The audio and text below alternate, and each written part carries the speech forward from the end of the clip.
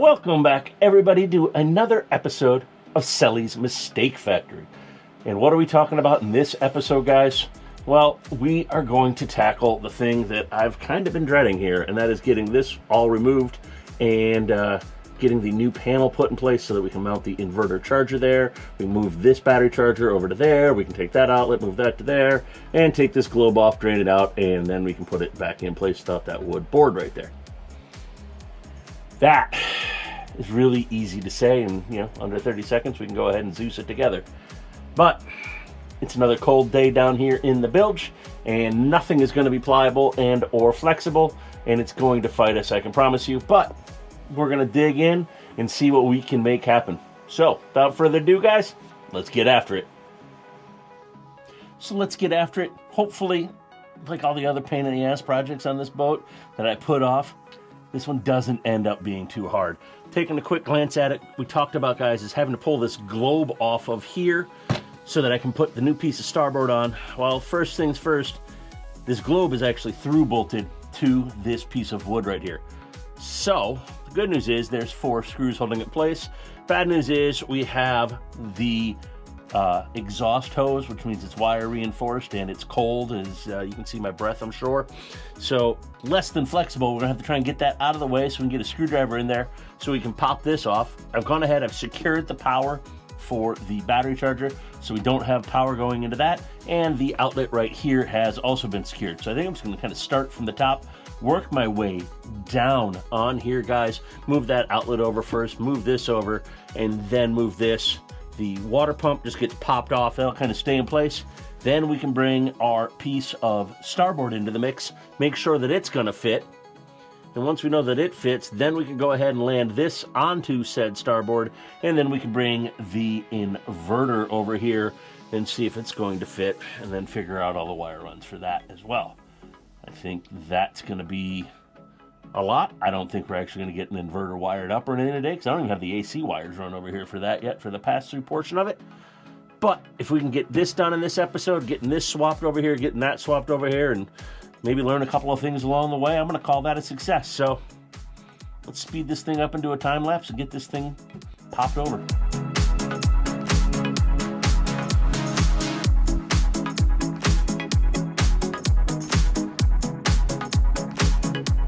Now with the outlet in place, the heater plugged in, and I'm getting toasty warm, we're now going to tackle the battery charger.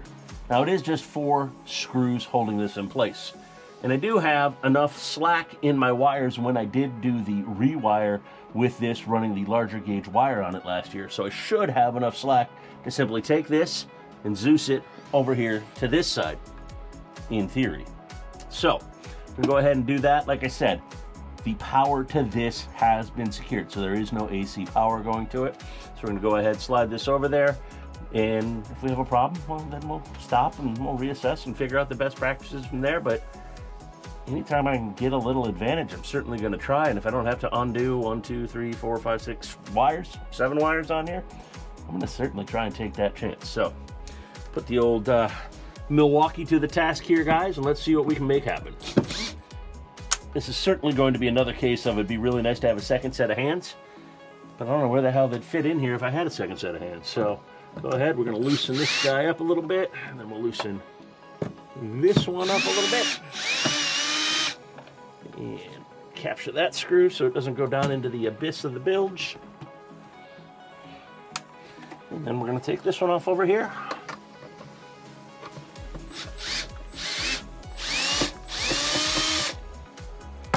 Capture that screw.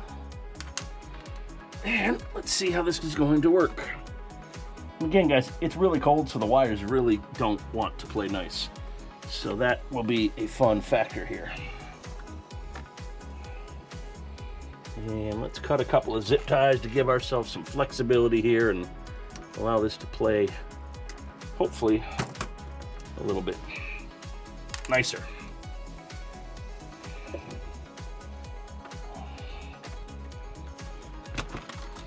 All these wires were used to going the other way. So, bada bing, bada boom. Looks like the fly in the ointment here is the round wire, but that's all right. We can still work with that. get this up as high as we can. Leave enough room to get our case ground on there and make sure we're looking pretty straight. And that's what that is looking like.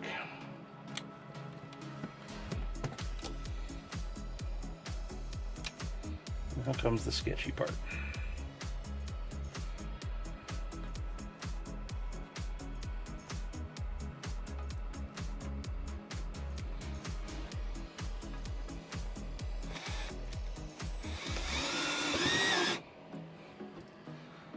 All right, first one's in. Now we can kind of square this thing up a little bit.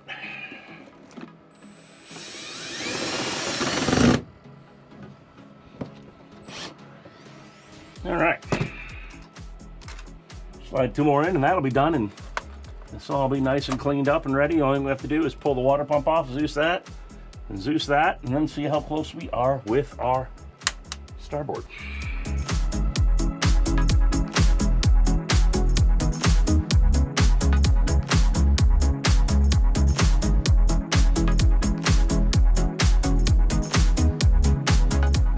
So as we are winding down, getting that starboard all mounted down there and getting everything relocated so that we can land the inverter, it occurs to me, guys, I've talked about the inverter charger on this. We've talked about the power capabilities and everything that it can do, but I haven't shown you the star of the show.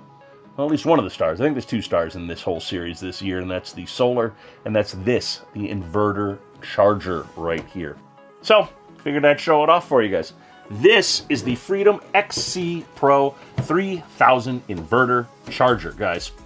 And you got to pardon me, I've kind of made a makeshift desk on board the boat here to film this for you. But here you go. You can see it's pretty manageable as far as the power output and what you can do with this thing. There's a lot going on in not an overly huge footprint package. So let's talk about the nuts and bolts of this thing here, guys. Really quick, you heard me mention that it has a 6,000 watt surge, 3,000 continuous. What does that mean? Well, think of it this way in very simple terms, guys. If you are trying to do a silent night in your boat, meaning no generator, you're going to do a lithium battery bank. It's not what I'm doing, but if you're going to do that, your HVAC system has more than likely a surge above 3,000 watts when it's starting up for 1 to 2 seconds on that compressor. If it's in good operating condition and everything's fine, maybe it's 2 or 3 seconds. This can handle that surge above the 3,000 up to 6,000 for 5 seconds. So that gives you that capability if you want to set up your battery bank to handle it, to do the HVAC system or other bigger loads on there as well seamlessly, very nicely. And remember, guys, this is multi-battery chemistry setup. We can do lithium on this, we can do deep cycle, we can do AGM. Like I said, this year we're not doing lithium. Who knows, maybe next season or season after we'll go ahead and pony up for lithium, and I'll want to have some silent nights on the hook, and I'll set it up for that. I don't have to change anything because this is ready to go for it. Now, if you are thinking about adding an inverter to your boat and you're kind of concerned because maybe you're well-versed in DC, but AC scares you, or maybe you know AC, but DC concerns you because wire size changes and all that kind of stuff, this is really, really, really, really simple to install, guys. I promise you, it is not overly complicated to install. Here's what you need to know. Reader's Digest short view here. You have 2 spots right here. This is for your DC in. It's going to be your positive and your negative. This is going to be that 4/0 wire, that really heavy gauge wire. We're going to go ahead and terminate and heat shrink and all that. And that's going to get locked down in place here on the studs and be bolted down into place for a secure connection. Next over here, we have AC in and AC out. Because this is an inverter charger, obviously for the charging set, we need to bring AC in. It is also a pass-through inverter. So when it sees shore power coming in through this, it doesn't try to invert. When it loses its AC signal, it automatically converts over to invert mode, or it can be set up for that. Now, when I'm talking about bringing AC power in, it is really simple. Overly simplified here. Think about it. You have your AC shore power socket. You plug your boat in. It goes to a circuit breaker. From there, it goes up to normally a a generator shore power selector switch. we're going to take it out of that shore power selector switch. We're going to put a junction box in right there. And from there, we're going to run that AC wire over. It's going to come into this. The power that comes out of this is then going to go back into where we took the wire out of that rotary switch. So now we still be able to select back and forth between our generator and our inverter. It's an overly simplified way. There are other different ways to do it, but that is how that gets done. And then over here on the side, there are a couple of RJ45 style ports for the Modbus. That is how the Xantrex equipment talks to itself. Because not only are we putting an inverter charger on here, we're also putting in an MPPT charge controller. We're also putting in a shunt as well. So we know everything that's going on in the state of the batteries. So we've got that going on. And now let's talk about this a little bit as far as best practices for mounting. If you have OCD like me and you look at this and you go, gee, the stickers are here. This is all right. So this is the right side up. In the RV industry, certainly. On the boating world, that's going to be a no-go because on the top side here, guys, take a look at it. These are our battery connections.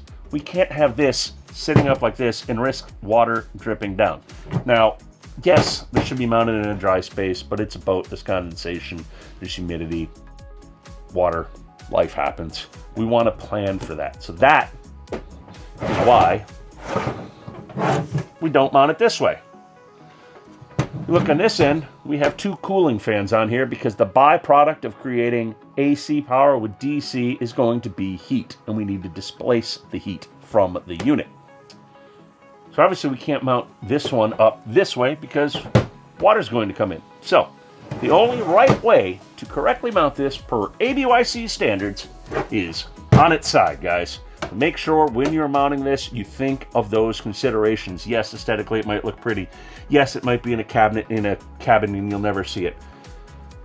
But I promise you water will always find its way on a boat. Mount it this way, guys. And if you're OCD, I'm betting your local sign shop can make you up a new Xantrex sticker for you to make this so it looks this way all nice and pretty.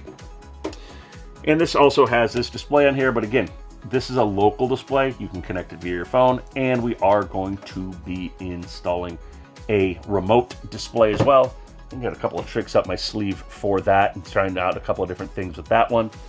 So that is the XC Pro 3000, but still one other thing I talked about, guys, and I haven't shown you.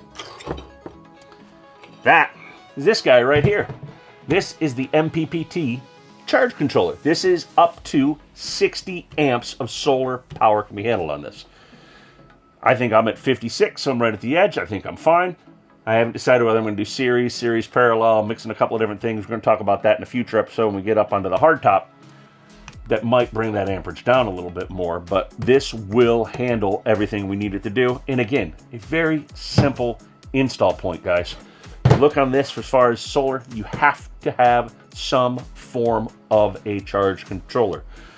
If you take your solar panels and wire them straight into a battery, never mind the fact that the voltage off of that solar panel is more than 14 volts 99% of the time, it becomes a two-way street and will immediately drain your battery down because that battery will then push back to your solar panel overnight when there's no sun on it. This is the check valve. This is how you make sure it is a one-way street as far as power coming out of the solar going into the battery and not the other way. It's very simple to install. We've got our PV right here. That's our photovolt. That means our solar cell. We have our battery connection here, and then we've got our Modbus connections here, because again, that's how they communicate in their world. Along with that shunt, along with this, along with the inverter charge controller, we've got a whole lot of stuff going on. They can all talk to each other, and we can see in real time what is going on with the boat as far as our state of our house bank.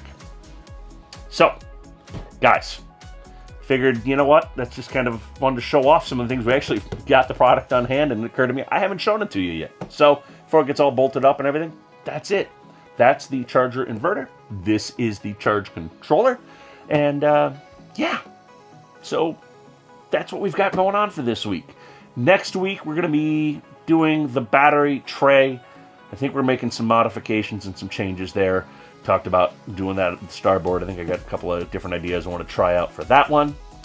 And we'll get that all wired up and get that put in place. And I think after that, then we're going to have to run some AC wire over, like I talked about, for that inverter charger, so we can get that thing online. And then we're going to be doing the actual solar panels onto the hardtop. It's kind of the final steps of all of this.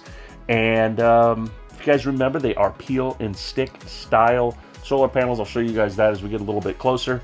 And I don't want them to be permanently on this hardtop if I want to do some work. So I've got something in mind that I think is going to be kind of slick. We're going to try it out together and see how it works. So make sure to hit that like and subscribe button. You stuck around this long, you probably like the content. You're probably learning a little bit something.